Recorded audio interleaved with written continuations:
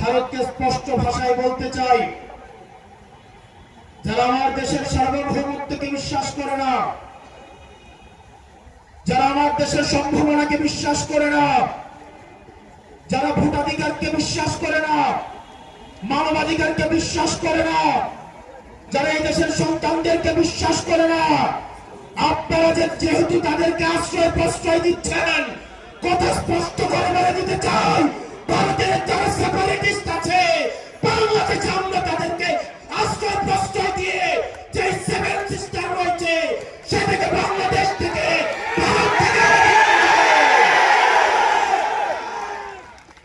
এই হাসিনার পৃষ্ঠপোষক স্পষ্ট ভাষায় দিনের আলোর মতো স্পষ্ট স্বচ্ছ, তাদেরকে ভারত অর্থ দিয়ে,